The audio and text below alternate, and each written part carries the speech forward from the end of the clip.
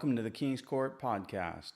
I am your host, King Roberto, and we are coming to you from a new place this time. We are not recording in the King's Lair. I'm not sure that I like this new place. The King's Lair is being winterized currently and more than likely going to get retired for the winter, but if the echo and the reverb in this recording studio that I've found myself in, magnificent, marvelous, wonderful recording studio, which is actually doubles as an exercise room. If it doesn't turn out all that great, then we will be going back to the King's Lair and de-winterizing it and broadcasting or recording from there. The last episode was about competition, and we've had a lot of episodes about, trash talk, friendly trash talk, of course, competition, barbecues, family, and everything else. But today we're going to get down to the building blocks of it all, the foundation, the building of the empire. Because as a king, I have an empire that I need to keep intact and in order, and all my subjects and servants, they need to be taken care of. And I got the lords and the ladies and the knights and the other whatever people that sit at my round table. They all need to be looked after and keep the kingdom from falling apart. That's what I do. That is what I do. That is my main job, is to keep the kingdom from falling apart, because Lord knows if it wasn't for me, it would fall apart. So whether it's a business, a family, or faith, we're all building something, right? So before we get started, we're gonna get into the emails here and the mailbag and see who's written anything to us. And look at that, there's nothing in it. That's because I don't think anybody listens to this podcast half the time, and they sure as heck don't send me an email or a DM or anything else and tell me how I'm doing. So I'm just going to assume that I'm doing amazing. Amazing indeed. So yes, there's nothing in the king's mailbag. There's no mail being delivered to this kingdom right now. So we got to maybe work on that, spread the word. If you're a loyal subject that is listening, encourage your friends to listen. Maybe their friends, maybe even their parents. They might like to hear about the king's life and what it means to be royalty. I could probably help them out with that. But we're going to get on to the laying of the foundation here, right? It's the business side of life and what makes it all go around. And, every, for me, it's a family business that I am involved in. And it was not supposed to start that way. It didn't start that way. My dad started the construction company that I work for back in 1989 is when we opened the doors. Yes, that is a long time ago. 1989 was a time. It was once upon a time. Land far, far away. It was actually about 3 or 4 miles away, but far, far away sounds so much better because it's Lord Farquaad. You could go back to the Shrek stories, right? The land far, far away. It's right down the road, actually, just across the swamp, in fact. But my dad started the company business, and the history of that is my dad, when he moved out, he worked in construction as an apprentice, got his apprentice carpenter certificate, and became a journeyman carpenter, bounced around from a few companies, and ended up working at my mom's father's, which would be my grandfather's, company for quite some time, and decided after spending time there, the path to success was not necessarily laid out as clearly in front of him as he wanted to. So he said, I can do this. I know what I'm doing. I'm a smart guy. I'm going to start my own business. And it's every entrepreneur's dream, right? To be your own boss, set your own hours. And so he did that.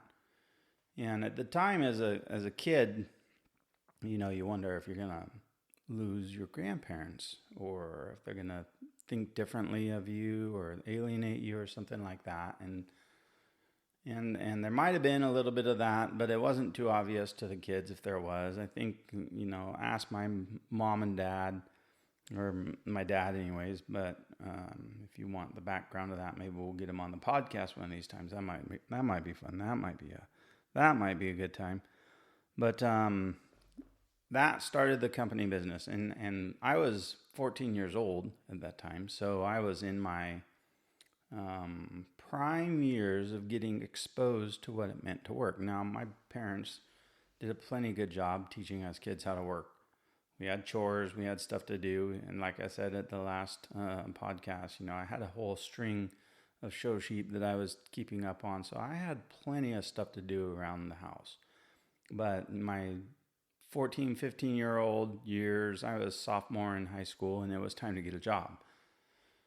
Tell a sophomore in high school right now that they need to get a job, and they probably look at you funny. The times were different back then, and I didn't really have a choice. I was working in the summer.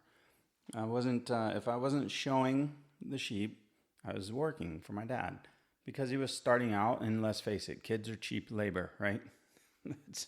The Chinese mastered that. Well, so did my father while I was a young child. So anyways, started out there, and that's where I kind of cut my teeth. I rode around the first summer that I worked with one of the superintendents. His name was Randy. And he was a cool guy. We had this little Toyota pickup, and he would drive me all around the place. And he would pick me up early, so early in the summer, because you're getting up at 5:30 in the morning, 5 o'clock in the morning. It's still dark out in the summer.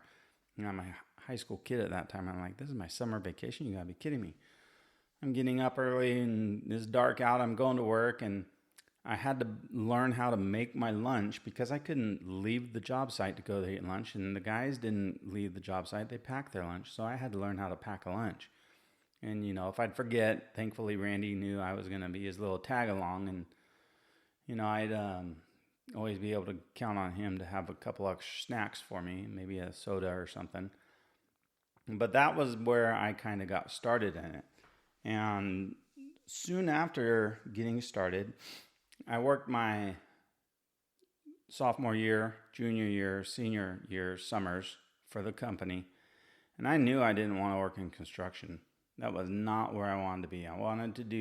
I enjoyed the computers, because computers were, I know really sounds horrible, but computers were just getting to be cool when I graduated high school. And I was the first wave. I'm that generation where we were introduced to computers while I was a child. We had dial-up. We had the bang, bang, bang, and all the noises, the AOL and all that other crap. Yep, that was my generation. And that's where we started out. And the internet was something that I watched get born and develop. And now it's a part of everything we do. But I like the computer side of things. And they had this cool little thing called AutoCAD. And I wanted to do AutoCAD. And I wanted to go to college and be a civil engineer. An engineer is what I started out wanting to be. Well, now that didn't last very long. It lasted about a semester and a half, maybe 2 semesters the first year. And then it was like, well, I am not smart enough to be a civil engineer because this calculus crap, the way that they calculate these integrals and all this other sine of this and gamma of that. Yeah, that wasn't for me. That was not going to be where I went. So I went to college for a couple years, came back and worked a summer, and ended up, that was the start of all of my construction career with the company. Got married, had kids, put myself through college, and got my construction management certificate through UC Davis. And that's kind of where it all started, with the family business. And so if you've ever worked for a family business, there's pros and cons of that. And I've definitely got that. But it taught me a lot about how to kind of treat people. And that's why, it applies to running a kingdom. You want to treat everybody with the respect and dignity that they deserve or that they earn. And believe me, you earn what you reap. You reap what you sow. If you treat people like crap, then don't expect to be treated much better. And that's kind of, there's a lot of that in the construction industry that goes on. But when you are working out there and you're doing your early mornings and stuff, you learn that, you know, people watch you. And even though you're the boss's kid, I do believe that the boss's kids are held to a different standard than anybody else. Um, and that's just part of being a boss's kid. You are, whether you know it or not, if you are a child of a boss or somebody who was running a business, you probably relate to this, but other people look at you differently. Even though you're getting up for that, you're up at 4 o'clock in the morning for that concrete pour, and all the perfect planning and everything goes off, and you're there and you're besting your butt trying to get it all done, and you're working with the crew and trying to earn that respect and that dignity and everything else that goes with it. You're still looked at differently. You're held to a different standard when you're the boss's kid. And that applied to me, but it also taught me that, I need to pay attention to my surroundings, and that, everything starts with, part of construction teaches you that everything starts with a solid foundation. The building is only as strong as the concrete that it is built upon. And the concrete is only as strong as the earth that it is built upon as well. It all starts from the preparation, from the ground to the last piece of trim being put on. So it's hard work, it's consistency, and it's having a good team of people that you can trust. And that really, in my industry, in what I do, and I'm sure with everybody in there, I'm drawing upon my own personal stories, but in anything that anybody does with your coworkers and stuff, you learn from what you do and you apply it to hopefully the rest of your life. And so, that whole process of building a building taught me a lot about planning and the importance of having a good blueprint to follow. And that translates over to, my life. And at that time when I was young, I had a plan, I had a blueprint that I wanted to follow. I had my parents to look up to, and they had been married since they were high school sweethearts. And I got married when I was young, and I thought I was in love with my high school sweetheart.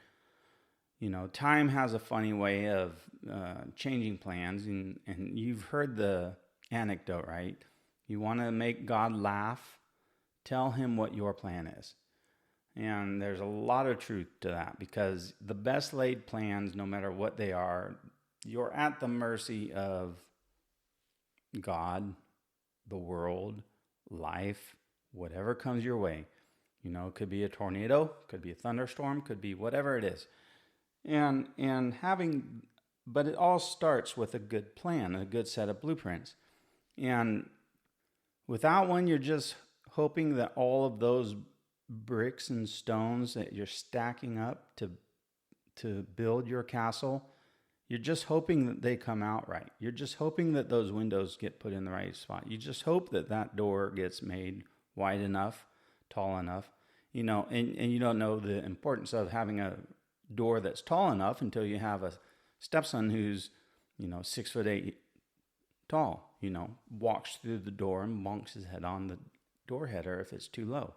So all of that stuff matters, and it's all goes back to having a good plan. And when you stick to the plan, you know that you're going to get off to the right foot. But every plan needs to be flexible. There's balance to everything. You can't be so rigid that your plan cannot be tweaked a little bit as you need to. So you need to know when to stick to the plan and when to pivot, right? And you make a command decision. In my case, being the king of the kingdom, I make command decisions quite frequently. I mean, the best laid plans don't always come together, but when they do, it's just, you're Hannibal Smith. I love it when a plan comes together, right?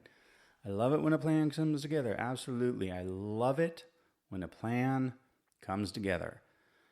That does not always happen, though. It's probably I don't know, 70%, 80% of the time the plan comes together and you're feeling pretty good. But that 20 or 30% that doesn't, you better be able to pivot. You better be flexible in what you're doing. You know, we deal with it with camp. It's one of the things that we tell our JCs and we teach them is that you have to be flexible. When you have a cabin full of 10-year-olds or 9-year-olds and you have your day planned out exactly how you want it to go, you have your morning routine planned out how you want it to go, well, we'll get 10 9-year-olds together and let's just see how that goes. So being flexible is part of the blueprint. You've got to be able to bob and weave, shift gears, downshift, or whatever it takes. And, sometimes that blueprint looks perfect, and they all look perfect on paper, but give somebody a jackhammer on a job site and let's see how perfect that blueprint is. Well, that's life. Have a family and raise them and have that blueprint of how you think it should all go until you get a 1-year-old with a coloring crayon in their hand running up and down the hallway. And that little perfect blueprint of how you wanted that house to look is suddenly a coloring book for your 1-year-old. So, I mean, it's all, having a good blueprint. My blueprint anymore for life is I try to make a 10-year plan. Where will I be in 10 years? And what's it going to take to get there? Well, if I've got to get there in 10 years, what's it going to take? Where do I need to be in 5 years, in 3 years, in 2 years, in 1 year? And you keep breaking it down until you're down to where do I need to be this week? Where do I need to be tomorrow?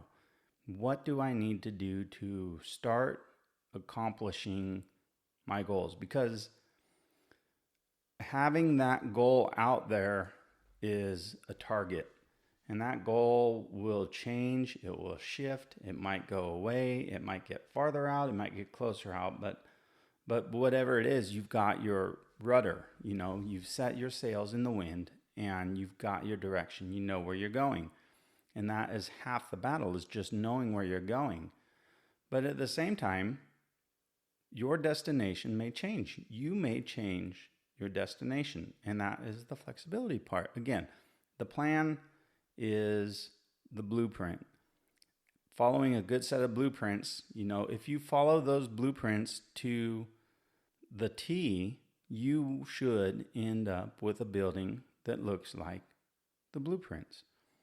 If you make the adjustments along the way, which we do in construction all the time and we do in life all the time, but the trim that you thought was going to go around the door can change. It doesn't mean that it's not a building still. It just means it's a little bit different. And that is the flexibility in the plan, in the goals, and everything else that we're doing. So have a plan, know where you're going, know where you want to go, and then you've got yourself a way to kind of get there. And getting there is the fun part, but who you get there with also makes it a lot more enjoyable. Like I said, I'm the king of a big kingdom. I've got a lot of subjects in my kingdom. And they wouldn't be in my kingdom if I didn't enjoy spending time with them, hanging out with them, and doing stuff that enhanced my life. And they are my friends, they are my family, they are coworkers, they're all of them. They all have their place in your life. And there is no doubt in my mind that I would not be where I am now without them. You're not going to be successful without the support of your family, your wife, your children, if you have children. If you're the what are they? The dinks, right? The dual income, no kids. If you're a dink and you don't have kids, then all you have is your spouse. And if you don't have a spouse and you're on your own, well, good on you for doing it all by yourself. But I would be willing to bet that you wouldn't be where you are without a little help from somebody in your family. It could be your parents, could be grandparents, aunts, uncles, somebody who is blood related. Of course, there's a few of you that might be adopted, who can or can't relate to having the support of a family. But for the majority of the people that are listening to this podcast or watching this podcast, we're going to assume that you have family that can support you or that has supported you along the way of where you're trying to get. And if you don't, if you're just one of those unfortunate few who didn't ever have the family to support you, I apologize on behalf of the world for you not having a family to support you. You know what you should do, though, is you should send me an email or send me a DM on X or Instagram and tell me your story, because I would be happy to be the family that supports you and pump you up and tell you how amazing you are and just be that support network for you. I'm happy to be that for you if you don't have it. So throughout all of this, even though I am the king of a magnificent kingdom, being the leader doesn't mean you just bark orders at everybody, right? It's not do as I say, not as I do thing. It's about being part of the team. It's about, swinging the hammer right next to the guys that are working with them, letting them know that you're in the trenches with them, being in the trenches with them once in a while.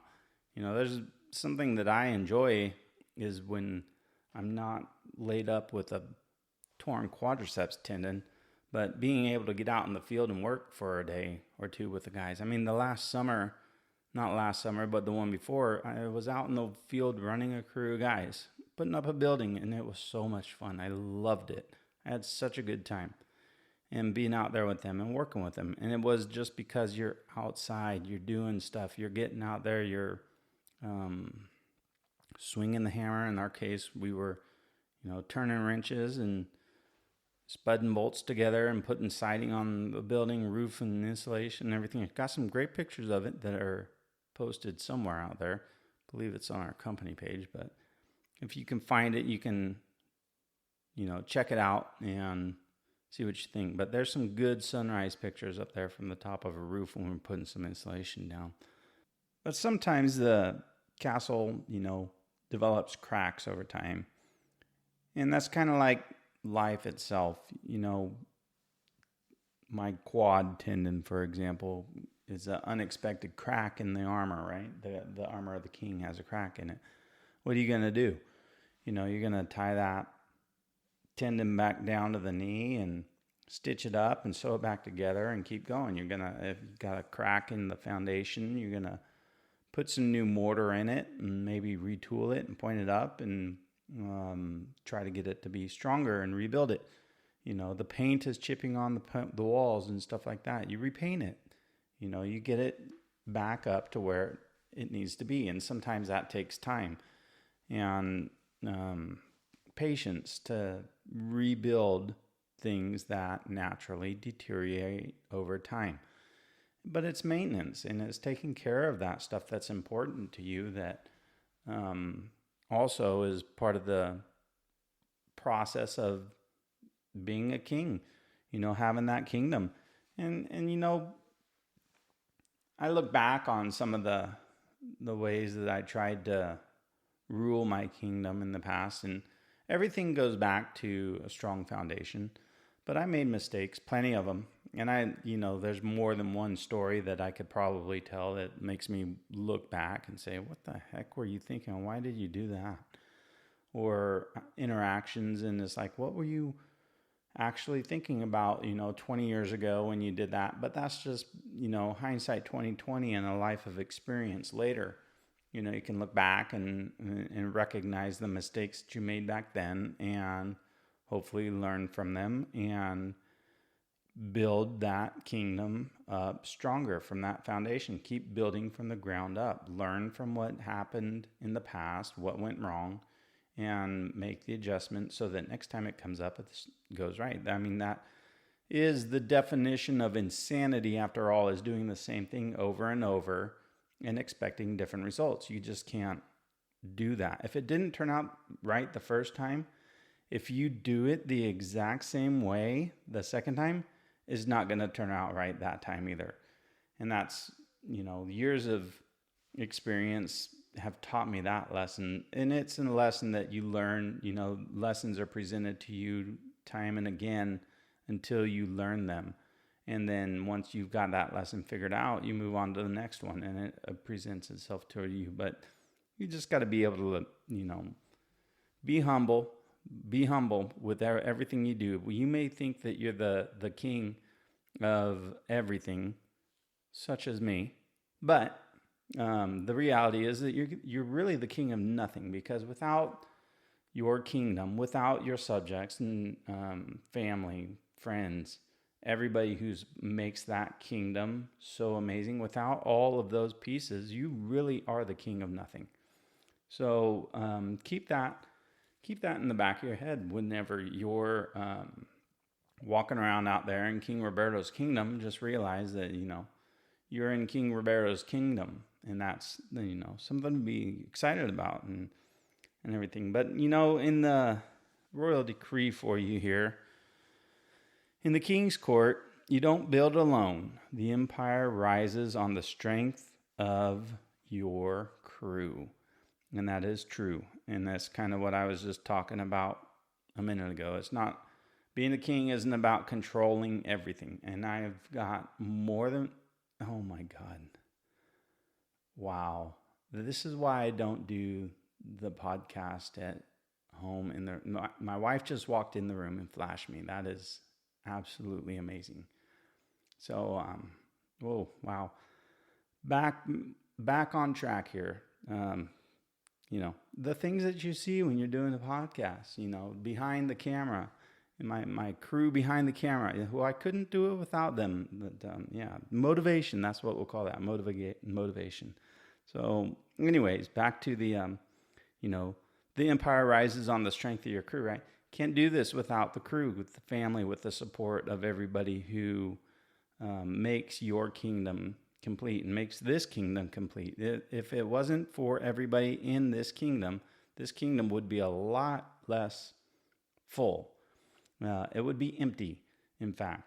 But leadership is not about control. I know plenty of people who think that it is, but it's not about controlling everything. It's having a good plan. It's having a good plan and ensuring that plan is executed to the best of your abilities. That's what it is to be a leader. It's getting the right people around you to execute that plan. It's filling the room with people that are smarter than you and being okay with it to achieve the goal at hand. That is, good leadership, in my opinion. And remember, if somebody's if you're out there and you see somebody holding the level wrong and they don't know how to read the bubble between the lines, well, don't worry. You can, correct them gently.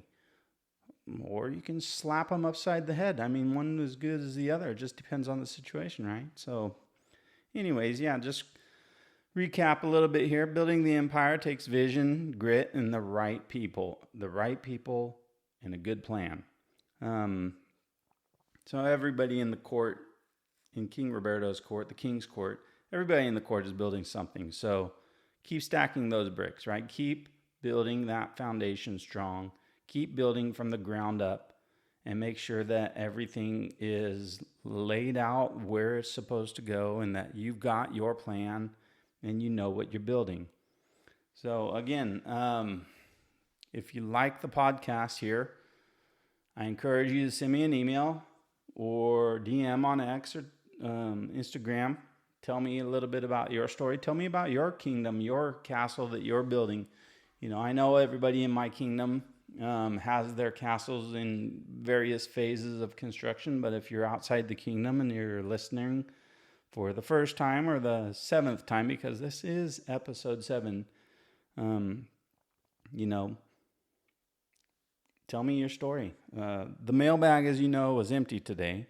So we're hoping that maybe I might get mail to read at the next podcast. Because like I said before, coming up with stuff for the podcast is sometimes difficult to do in the King's Court. And if you send me something in the mailbag, it'll give me something to read. And that'll fill up a few minutes of time.